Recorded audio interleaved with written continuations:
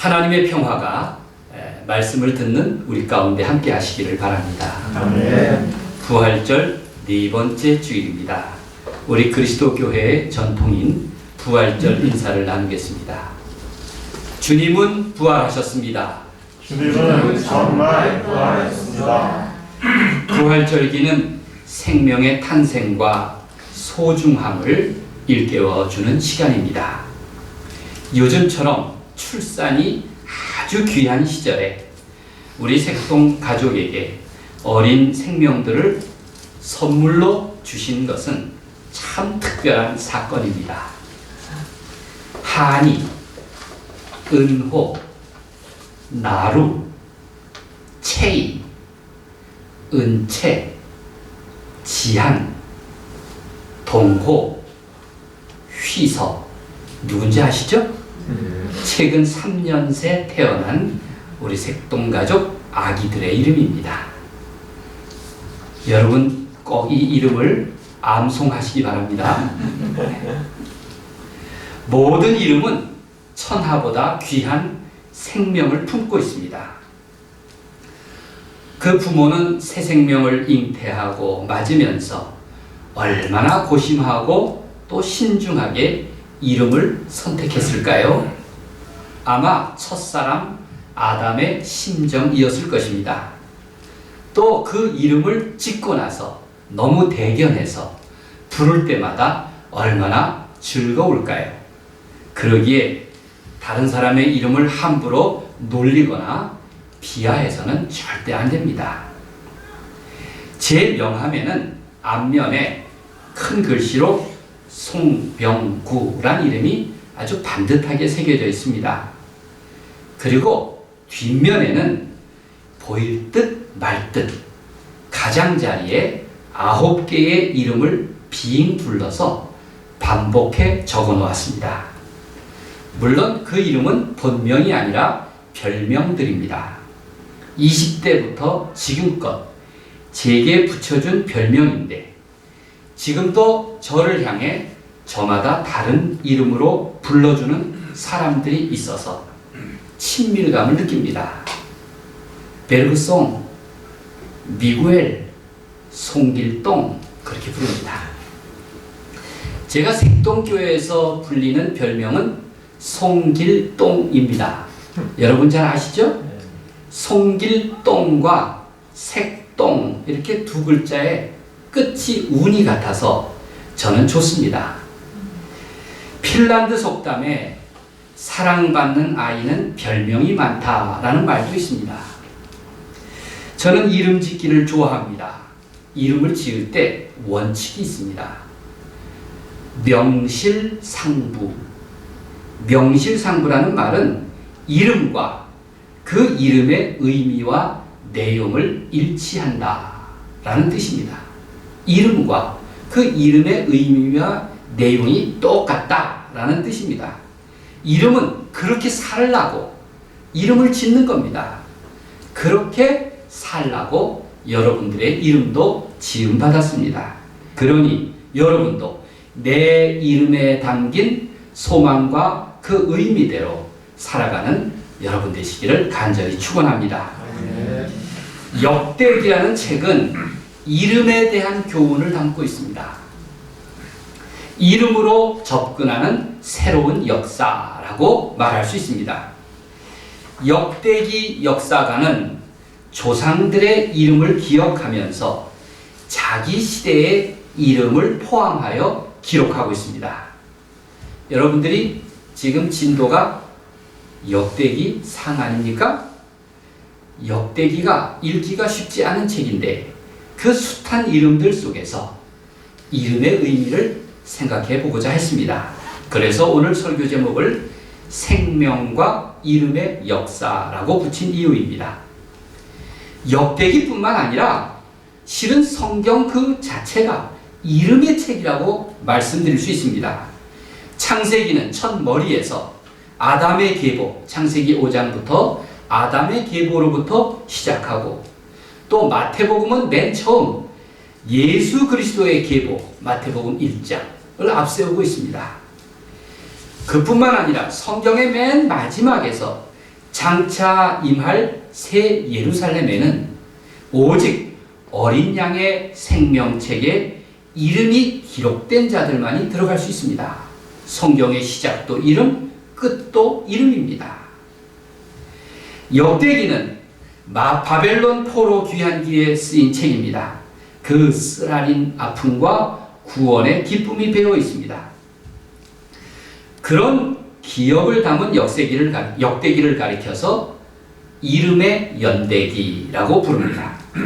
포로에서 돌아온 사람들에게 조상들의 역사는, 그 이름은 참 소중한 뿌리였습니다. 그런 까닭에 어느 한 사람의 이름도 소홀히 여기는 법이 없습니다. 역대기의 이름 목록에는 위대한 조상과 12지파와 유다 임금의 이름들이 담겨 있습니다. 당연히 대제사장 기보와 영웅들의 이름도 나열되어 있습니다. 인물의 중요도에 비추어 볼 때 그 이름들을 기록하는 것은 당연해 보입니다.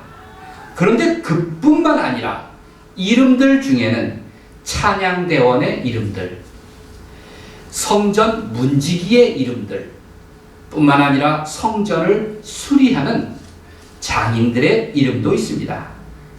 그 이름 외에도 지극히 평범하고 일반적인 장삼 이사의 이름들도 보면 참 뜻밖이다. 성경이 이래서 특별하구나 하는 것을 알 수가 있습니다. 역대기 1장은 특별히 아담부터 노아까지 아브라함과 그 자손 이삭과 이스마엘 그리고 에서 자손의 이름들을 기록하고 있습니다. 흥미로운 것은 우리가 주류를 비주류보다 앞세우는데, 그런데 주류의 이름이 아닌 비주류 계열의 이름을 앞서 먼저 기록하고 있다는 점이 특이합니다. 예를 들어서 아브라함의 경우를 보십시오. 28절입니다. 함께 읽겠습니다. 28절 시작. 아브라함의 자손은 이삭과 이스마엘이라. 아브라함의 자손을 이삭과 이스마엘이라고 기록하면서 이삭을 먼저 언급하고는 있지만 바로 이어지는 문장을 보면 이스마엘 자손, 또 소실 그두라의 자손 이름이 이삭의 자손 이름들보다 앞서 먼저 열거되고 있음을 알 수 있습니다. 그 다음 또 나오는 아브라함의 이름을 살펴봅시다. 34절입니다. 34절 시작. 아브라함이 이삭을 낳았으니 이삭의 아들은 에서와 이스라엘이더라. 아브라함의 아들 이삭은 우리가 잘 아는 대로 두 아들을 낳았습니다. 에서와 야곱. 여기서는 야곱의 새 이름 이스라엘이라고 쓰여 있습니다. 역대기는 쌍둥이 에서와 야곱을 태어난 순서대로 기록하고 있습니다. 그러나 나중에 장자의 명분을 얻은 사람은 야곱이었습니다. 그리고 그것을 분명히 하려고 야곱의 이름을 본명이 아닌 새 이름 이스라엘로 부릅니다. 이스라엘은 변화된 새 사람, 영광스러운 야곱의 이름인 것입니다. 그럼에도 후손의 이름만큼은 여전히 에서의 자손 이름을 야곱의 자손 이름보다 앞세워서 그렇게 기록하고 있습니다. 이스마엘의 후손과 에서의 후손을 이삭이나 야곱의 후손보다 앞에 기록한 것을 보면 이런 생각이 들었습니다. 아, 세상에 무시해도 좋을 이름은 없구나. 무시해도 좋을 이름은 하나도 없구나 라는 것을 일깨워 줍니다. 역대기는 왜 이렇게 많은 사람들의 이름을 기록했을까요? 그 이름들은 대체 무엇이 중요한 것일까요? 역대기 역사가가 궁극적으로 모색한 것은 자기 조상들의 이름들 속에서 하나님과의 언약을 찾으려는 시도였습니다. 그 구체적이고 수많은 이름들은 우리가 하나님께 선택된 민족이요 약속의 자녀라고 하는 강한 정체성을 일깨우려고 그렇게 기록한 것입니다. 역사가는 직접적 조상인 유다 지파 속에서만 자신들의 뿌리를 찾지 않고 오히려 유다 지파를 중심으로 모든 지파 속에서 그 언약을 회복하려고 했습니다. 절대 유다 지파만을 앞세우고 다른 지파들을 소홀히 여기지 않았던 것입니다. 왜냐하면 이 역사는 하나님 앞에서 회개와 반성 위에 쓴 것이기 때문입니다. 그런 성찰의 바탕을 두고 역사를 들여다보니까 우리의 역사가 그 잘난 왕들과 영웅만의 역사가 아니구나. 왕후 장상의 이름만 특별한 것이 아니라 그 시대에 함께 고통을 겪고 시련을 당했던 그 모든 사람들, 심지어 무명의 이름들조차 우리가 분명히 기억해야 할 아픔이구나. 이런 깨달음이 이 역사서의 이름들 속에 담겨 있는 것입니다. 사실 세상에서 이름 없는 사람은 하나도 없습니다. 다만 이름값을 못하는 사람들이 있을 뿐입니다. 누구에게나 자기의 이름, 내 이름은 얼마나 소중합니까? 나는 내게 생명을 주신 이름, 또 내 이름을 통해서 고백하고 있는 하나님의 은혜를 느끼며 살아가고 있습니까? 여러분 지금 깊이 따지고 물어보시기를 바랍니다. 성경에 등장하는 이름들을 보면 대부분 그 이름들의 의미가 그의 삶에 고스란히 반영되고 있음을 알 수 있습니다. 그래서 성경을 공부할 때 이름을 공부하는 것이 중요합니다. 성경에서 이름이란 그 이름을 가진 사람이나 물건의 존재 혹은 본질을 나타내는 것으로 여겨졌습니다. 히브리인들은 이름을 소중히 여겼습니다. 우리처럼 소중히 여겼습니다. 이름은 그 사람의 본질은 물론 인격과 활동에 깊이 관련되어 있다. 그렇게 생각했습니다. 여러분, 하나님의 창조는 첫사람 아담에게 지음받은 피조물에 대해서 이름을 지어 불러라, 이름을 불러다오 라고 지시하는 것으로 완성됩니다. 첫사람 아담이란 이름도 고유명사 이전에는 보통명사였습니다. 사람이라는 뜻입니다. 정관사를 붙여서 불렀습니다. 그러다가 5장부터 아담을 고유명사인 사람의 이름으로 그렇게 부르기 시작합니다. 정관사를 붙인 아담은 바로 대표 인간이라는 의미입니다. 그를 통해서 우리는 첫사람 인류의 모습을 보게 된 것입니다. 아담이라는 의미는 흙이란 뜻입니다. 흙. 창세기 3장 19절에 아담이라는 이름의 설명으로 이렇게 말합니다. 너는 흙이니 흙으로 돌아갈 것이니라. 사실 우리는 누구나 다 작은 아담입니다. 흙으로 돌아갈 작은 아담인 것입니다. 탈무드는 이름의 가치에 대해서 좋은 이름은 인간이 가질 수 있는 최고의 보배이고 가장 최상품의 기름보다 귀중하다고 말합니다. 부모님이 지어주신 이름 지금 고치기는 어렵지 않습니까? 그러니 내 이름을 사랑하시고 그 의미를 부여하시고 좋아하십시오. 내 이름만한 이름 세상에 둘도 없다.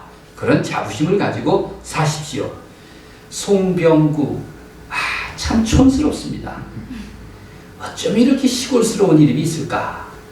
한때 그런 생각도 한 적이 있습니다. 그런데 이만한 이름이 또 어디 있습니까? 제가 믿습니까는 안 하겠습니다.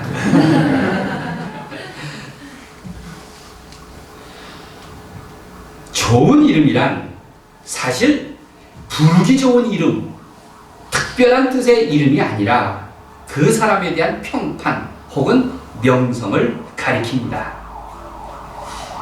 기름은 정말 소중한 것이지만 아무리 좋은 기름이라도 그냥 놓아두면 증발해 버리고 날아가 버립니다. 그러나 이름과 그 명성은 시간이 갈수록 사람들에게 기억되고 드높아집니다. 좋은 기름은 돈으로 살 수 있으나 이름은 결코 돈으로 살 수 없습니다. 좋은 기름은 부자 밖에는 살 수 없지만 그러나 이름의 가치는 비록 가난하더라도 손에 넣을 수 있습니다.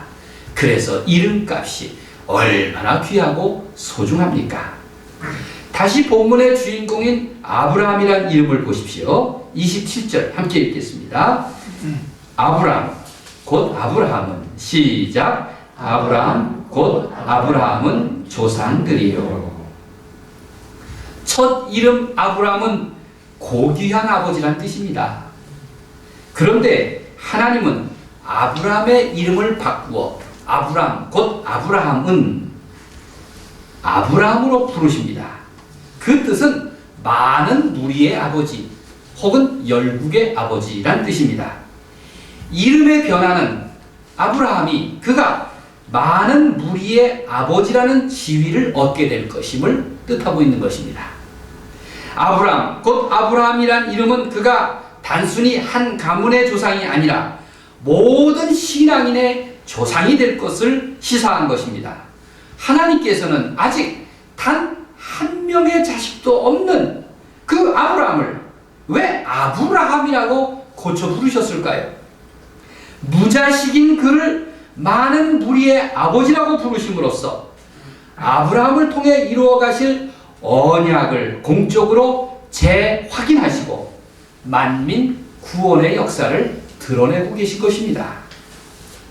이를 받아서 로마서 5장에 보면 사도 바울은 아브라함을 가리켜서 자신에게서는 아무것도 기대할 것이 없지만 오로지 하나님께 모든 것을 기대하는 믿음의 원형이자 믿는 자들의 아버지라 그렇게 그 은혜를 고백하고 있습니다. 아브라함이 믿음의 조상이 될 수 있었던 것은 순전히 하나님의 은혜였습니다. 이어서 시몬이 베드로가 되고 사울이 바울이 되듯이 이름의 변화 속에 내 이름 가운데 하나님의 계획과 섭리가 담겨 있는 것입니다. 고대 근동의 왕들은 왕으로 즉위할 때 새로운 이름을 갖는 풍습이 있습니다. 우리나라 왕조실록은 왕이 폐위하거나 죽고 나서 새 이름을 붙이지 않습니까? 새 이름을 그 임금의 공적에 따라서 아주 장황하게 부릅니다. 그런데 고대 근동의 왕들은 왕이 되기 전에 이름으로 왕위에 오르는 것이 아니라 새로운 이름을 가지고 왕이 되는 것입니다. 이제부터 하는 일이 달라졌기 때문입니다. 아브라함은 이제 자기 혼자 몸이 아니라 많은 무리의 아버지라는 신분이 되었습니다. 지금 당장은 외적으로나 생활로 보나 달라진 것이 하나도 없지만 내가 누구인가? 라는 질문에 대한 대답이 달라진 겁니다. 즉, 내 정체성이 바뀐 것입니다. 가톨릭 교회가 세례명을 주는 이유도 여기에 있지 않겠습니까? 우리 개신교인들은 예수를 믿고 세례를 받음으로써 누구나 다 그리스도인이라는 새로운 정체성을 얻게 된 것입니다. 우리도 새 이름을 얻은 사람입니다. 바로 그리스도인이라는 의미입니다. 그 이름은 사람만이 아닙니다. 건물에도 해당됩니다. 예를 들어서 성전은 거룩한 집입니다. 베드로 대성당만 성전이 아니라 우리 색동교회 예배당도 성전인 줄 믿으시길 바랍니다. 이곳에서 우리는 하나님의 이름을 부릅니다. 구약의 셰키나라는 사상에 따르면 우리가 하나님의 이름을 소리내어 부르면 하나님은 몸소 거기 계신다고 했습니다. 그래서 성전을 가리켜서 하나님의 이름의 집, 하나님의 이름의 집이라고 부르는 것입니다. 바로 우리가 기도할 때 그곳은 하나님의 이름의 집이 됩니다. 우리가 성전에 나와서 하나님께 기도할 수 있는 이유입니다. 뿐만 아니라 내가 어디서든 하나님의 이름을 부르면 그곳은 하나님의 집, 곧 베델이 되는 것입니다. 베델이란 이름은 야곱이 하나님의 이름을 부른 그 광야의 돌베개에서부터 시작됐습니다. 그가 그 광야에 돌베개에서 꿈속에서 하나님을 경험하고 하나님의 이름을 부르고 서원하지 않습니까?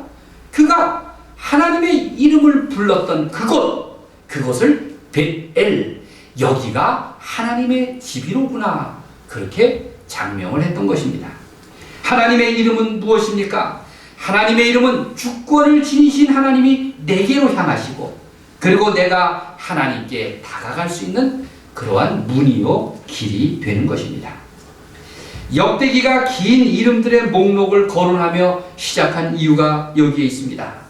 바로 포로에서 돌아온 사람들에 대한 이야기를 하려는 것입니다. 과거의 사실을 회고하며 이스라엘 역사를 재조명하는 것입니다. 이미 이스라엘 역사는 역대기 역사가들의 눈으로 재해석되었습니다. 그것은 옛 이름을 무덤에 묻어두지 않고 새롭게 복구하는 일, 과거 죄된 상태에 머물게 하지 않고 하나님과 관계를 회복함으로써 가능한 것입니다. 사람들의 이름은 역사 속에 기록될지라도 그렇다고 누구나 똑같은 무게로 기억되는 것은 아닙니다. 정말 두고 기억되는 이름은 많지 않습니다. 아마 역대기에서 가장 사랑받는 이름을 한 사람 꼽으라면 가장 친숙한 이름이 누구입니까? 야베스일 것입니다. 1년 동안 그날치 톨레에게 요절 선택 중에서 해마다 가장 많은 득표를 하는 인물을 제가 살펴보니까 야베스였습니다. 여러분, 엊그저께 요절을 선택할 때 40여 명 중에 30명 이상이 야베스를 선택하셨더군요. 압도적 1위입니다. 야베스란 이름의 히브리 말뜻은 고통입니다. 그의 어머니는 자신의 출산 고통이 극심하다고 해서 자기 자식 이름에 고통이라는 이름을 썼습니다. 야베스란 고통이란 뜻입니다. 참 모질지 않습니까? 어떻게 자신의 고통을 자식에게 너 좀 평생 내 어머니의 고통을 기억하고 살아라, 그리고 야베스라고 붙여줄 수 있겠습니까? 그렇다면 우리 모두는 야베스여야 합니다. 아들이 평생 어머니의 산고의 고통을 기억하면서 살아야 한다는 것은 참 잔인한 일입니다. 야베스는 자신의 이름처럼 고통스러운 기억이 자기 삶에서 계속 이어지지 않기를 바랍니다. 그래서 간절한 심정으로 하나님께 기도했습니다. 그는 자기에게 복을 베풀어 주실 수 있는 분, 만왕의 왕이여 홀로 한 분뿐이신 하나님을 힘껏 붙잡습니다. 자기 이름 속에 담겨있는 부정적인 삶의 그림자를 숙명처럼 받아들이지 않고 도전한 것입니다. 역대상 4장 10절은 이렇습니다. 야베스가 이스라엘 하나님께 아뢰어 이르되 주께서 내게 복을 주시려거든 나의 지역을 넓히시고 주의 손으로 나를 도우사 나로 환난을 벗어나 내게 근심이 없게 하옵소서 하였더니 하나님이 그가 구하는 것을 허락하셨더라. 기억하시죠? 개역성경은 원컨대 주께서 내게 복의 복을 더하사, 복의 복을 더하사 라고 옮겼습니다. 더 나아가 그 이름 위에 하나님의 은혜가 임하기를 간구하였던 것입니다. 이름 위에 중요한 것은 하나님의 은혜가 임하는 것입니다. 우리처럼 평범한 이름이지만 그러나 그 이름 위에 하나님의 은혜가 임할 때 야곱, 발 뒤꿈치나 붙잡는 인간이라는 이름에서 이스라엘, 하나님이여 나를 다스리소서라는 이름으로 변화되는 것입니다. 중요한 것은 내 이름이 아니라 그 이름 위에 임할 하나님의 은혜인 것을 야베스의 이름이 우리에게 가르쳐주고 있습니다. 가장 위대한 기도는 야베스의 기도처럼 내 이름 위에 하나님의 은혜가 임하기를 구하는 기도, 내 삶을 바꾸는 기도, 그 이름을 거슬러 내 운명을 바꾸는 기도, 그것이 소중한 것입니다. 신앙의 역사는 내가 하나님의 사랑을 받는 귀한 존재임을 깨닫는 일에서부터 시작합니다. 그리고 그 부르심에 대한 겸손과 순종을 통해서 하나님은 내 이름과 함께 일하시는 줄로 믿습니다. 생각해 보십시오. 나는 두말할 것도 없는 죄인이지만 내가 의인이요 하나님의 자녀요 성도라는 그 아름다운 이름과 신분의 변화를 얻게 된 것은 그것은 내 공적이 아니라 전적으로 하나님의 은혜의 사건입니다. 그러므로 나는 아브라함 혹은 베드로나 사울과 같이 바울과 같이 새 이름을 받은 사람으로서 자신에게는 죽은 자요 하나님 앞에서는 산 자로 살아가는 것이 마땅합니다. 그것이 복음입니다. 그 사람이 바로 그리스도인이라는 새 이름을 얻은 나 자신임을 그렇게 믿는 여러분이 되십시오. 갈라디아서 2장 20절은 이렇게 말합니다. 내가 그리스도와 함께 십자가에 못 박혔나니 그런즉 이제는 내가 사는 것이 아니요 오직 내 안에 그리스도께서 사시는 것이라. 그리스도인으로 산다는 것은 내가 사는 것이 아니요 오직 내 안에 그리스도께서 사시는 것이라. 이렇게 바울은 고백합니다. 하나님은 나를 가리켜서 너는 그리스도인 중에 한 사람 혹은 색동교회 교인 이렇게 도매금으로 부르시지 않습니다. 하나님은 우리들 각자를 그리스도인 정미선, 그리스도인 남궁상 이렇게 고유하고 특별한 이름으로 불러주십니다. 저마다 특별한 삶을 허락하시고 일일이 사명을 맡기십니다. 그런 하나님의 초대에 응답하여 순종한다면 나를 통해서 이미 새로운 생명과 이름의 역사가 시작되는 것입니다. 그럼에도 여전히 많은 사람들은 자신을 쓸모없는 존재로 생각하고 거짓 이름과 거짓 생명에 의지하여 흘러가는 시간의 운명을 맡기는 그런 사람들도 많이 있습니다. 그러나 이제는 하나님께 돌아온 바벨론 포로기의 역사가처럼 마침내 새 이름의 출발점을 열어가는 여러분이 되시기를 간절히 바랍니다.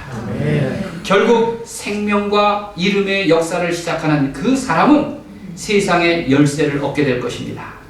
하나님은 우리들 각자에게 그 이름의 당당한 만큼 고유한 만큼 그에게 어울리는 언약의 열쇠를 맡기십니다. 그 생명책에 기록된 그 이름이 생명문을 통해서 새 예루살렘으로 들어가는 열쇠가 될 것입니다. 모든 사람들은 저마다 고유한 사명을 감당하면서 하나님 안에서 그리스도의 몸된 교회로 우리가 하나의 신앙 공동체를 이루어가게 되는 것입니다. 하나님께서 내 이름을 부르십니다. 귀중한 그 이름을 하나님의 역사 가운데 포함시켜 주셨습니다. 그런 여러분의 복된 이름의 삶이 되기를 우리 주님의 이름으로 간절히 축원드립니다. 아멘. 기도하겠습니다.